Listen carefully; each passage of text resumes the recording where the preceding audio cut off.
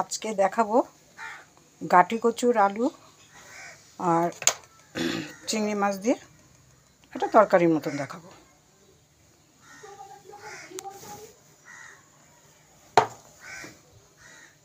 কড়াই গরম বসিয়েছি, এটার মধ্যে আমি দিয়ে দিচ্ছি তেল।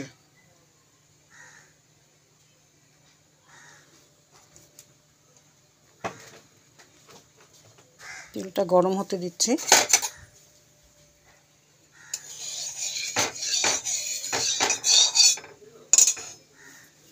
শীতের দিনে একটু গাটি কচু ভালোই লাগে খেতে।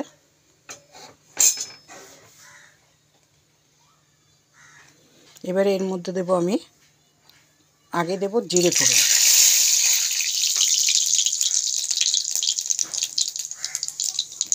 জিরে ফোড়নের পর দিচ্ছি আমি পেঁয়াজ কুচি,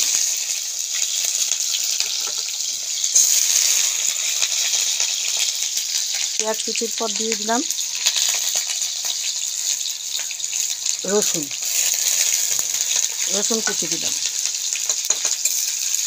তেলের মধ্যে এটা আমি ভেজে নিচ্ছি।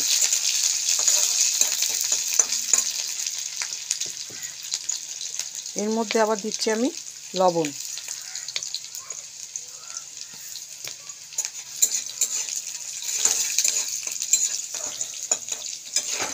পেঁয়াজটা ভাজা ভাজা হয়ে এসছে, রসুনটাও ভাজা ভাজা হয়ে এসছে।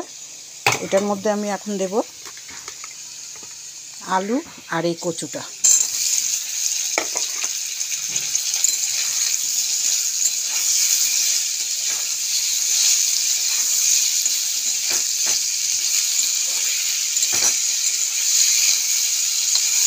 কচুটা একটু ভাজা ভাজা না হলে হবে না, একটু সাঁতলাতে হবে। একটু সাঁতলাতে পরেই আমি মশলাগুলোকে দেব।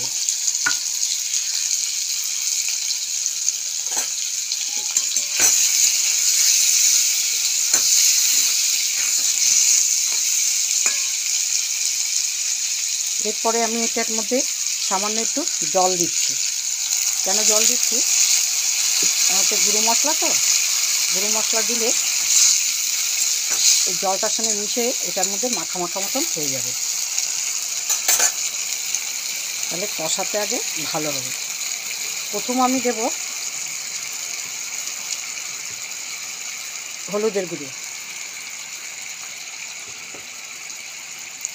তারপরে দিচ্ছি ধনের গুঁড়ো, এরপরে দিলাম জিরের গুঁড়ো,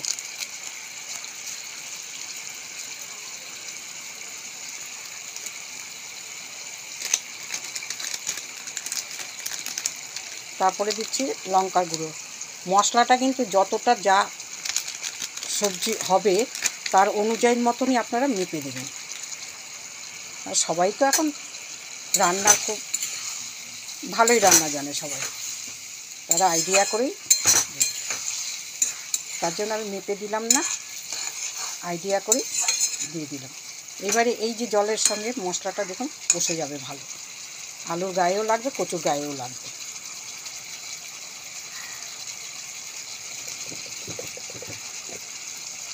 এইটার মধ্যে এখন কী করবো, আমি চিংড়ি মাছটাকে দিয়ে দেবো।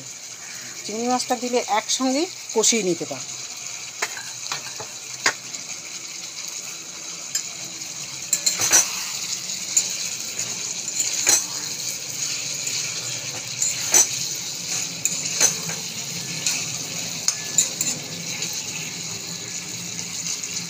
চিংড়ি মাছ দিয়ে কচু দিয়ে আর আলু দিয়ে ভালোই লাগে, খারাপ লাগে না।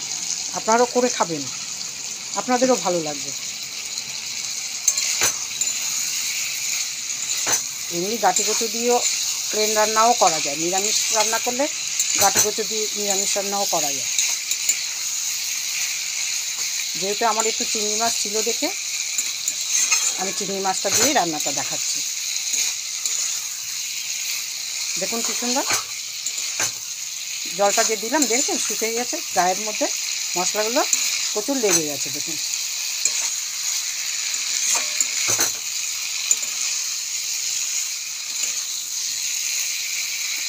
গাটি কচুটাকে কিন্তু আমি আগে সেদ্ধ করে নিয়েছিলাম, আলু আর গাটি কচুটা সেদ্ধ করে রেখেছি, কেননা টাইমটা বেশি লাগবে দেখে এর জন্য সেদ্ধ করে আগে নিয়েছি।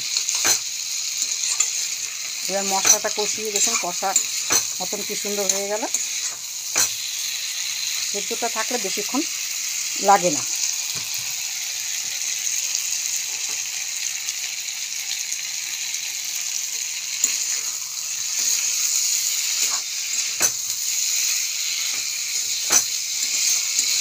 কচুর সঙ্গে আলুর সঙ্গে মশলার সঙ্গে কষিয়ে মশলাটা হয়ে গেছে ভালো, কারণ গুঁড়ো মশলা তো বেশিক্ষণই লাগে না।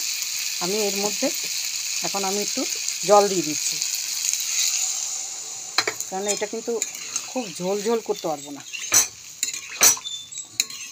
তার জন্য আমার সেদ্ধ করাও সব রয়েছে, ওই জন্য অল্পই জল দিলাম। আপনারা এরকমভাবে রান্না করে খাবেন, ভালো লাগলে কমেন্ট করে জানাবেন, আর পারলে লাইক করে দেবেন। এখন দেখুন কী সুন্দর কালারও চলে এসছে, আর কচুটা আলু আর চিংড়ি মাছ সেদ্ধ হচ্ছে। একটু সেদ্ধ তো সময়টা দিতেই হবে। এটা সেদ্ধ হয়ে সেদ্ধ তো এমনি হয়ে গেছেই, তাও আর একটু মশলা টশলা আর চিংড়ি মাছটা একটু আর একটু সেদ্ধ হয়ে যাবে, হলে আমি লাস্টের দিকে দেব শাহি গরম মশলা, কারণ শাহি গরম মশলাটা না দিলে এটার মধ্যে ভালো লাগবে না। ভেবেছিলাম চিংড়ি মাছ আর কচুরি সেটার মধ্যে ধনে পাতা দেবো, ভাবলাম যে না, ধনে পাতাটা দিলে ভালো লাগবে না, লাগবে শাহি গরম মশলাটা দিয়ে যদি রান্না করি তাহলে একটু ভালো লাগবে। দেখুন চিংড়ি মাছ আর কচু আলু কী সুন্দর ফুটছে, দেখেছেন কিছু ফুটছে, কালারও চলে এসছে, বেশিক্ষণ টাইমও লাগছে না। সেদ্ধ করে থাকলে না বেশিক্ষণ টাইম লাগে না। দেখুন, আর লবণ তো আগে যা দিয়েছি, এখন আর আমি লবণ দেবো না, কেন পেঁয়াজ ভাজার সময় আমি লবণই দিয়েছি। আর একটু না একদম গায়ে মাখা রাখলে টেনে যাবে ঝোলটা। আজকে শীতের, এখন তো শীতের দিনেরই তো একটু রাখতে হবে, ঝোল একটু রাখতে হবে। এর মধ্যে আমি এখন দিয়ে দেবো, যেহেতু আমার হয়ে এসছে, শাহি গরম মশলা দেবো।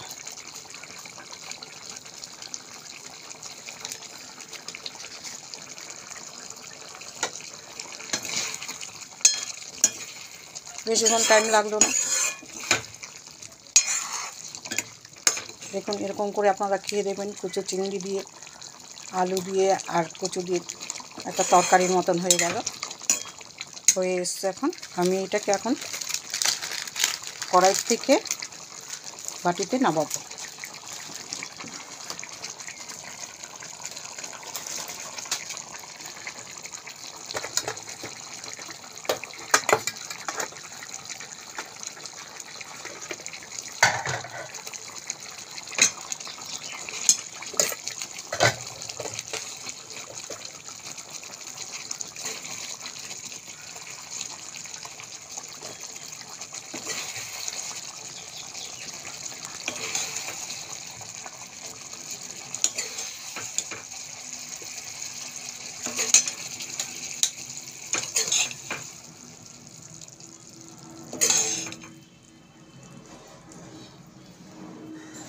কচু আলুর চিংড়ির তরকারি আমার রেডি। আপনারা খেয়ে বলবেন, আমাকে কমেন্ট করে জানাবেন। নমস্কার।